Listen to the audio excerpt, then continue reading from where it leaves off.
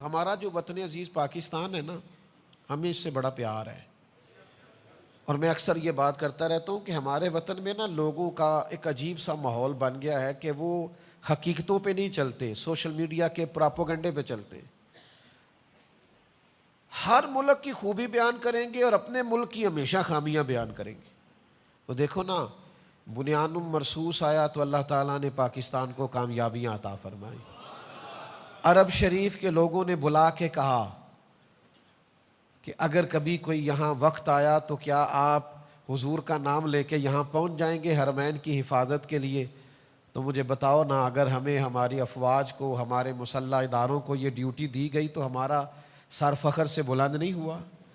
और आज अगर सिफारती सतह पर अल्लाह ताला मेरे वतन का नाम बुलंद कर रहा है तो खुदारा कभी खूबियों की तरफ भी आया करो। सारी जिंदगी दूसरों की खूबियां बयान करना और अपनी खामियां बयान करना। मैंने दुनिया के चंद मुल्क देखे हैं, आपको जिम्मेदारी से कहता हूं, मक्का मदीना तो हमारी जान है ना, उससे ज्यादा तो किसी से प्यार कर नहीं सकते। लेकिन बाकी दुनिया में से कहीं से भी आ जाएं, जब अपने एयरपोर्ट पे उतरते हैं तो यूँ लगते हैं अपने घर में आ गए।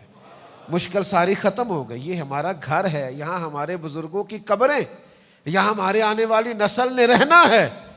मीरे अरब को आई ठंडी हवा जहाँ से, वही मेरा वतन है, वही मेरा वतन है। इसलिए हम अल्लाह के फजल से आजकल बड़े नाज में हैं कि अल्लाह ने मेरे वतन को इज्जत अता फरमाई है। इसलिए कभी कभी ना नाज से भी बात किया करो, कहो शुक्र है अल्लाह का, अल्लाह ने पाकिस्तान को इज्जत अता फरमाई।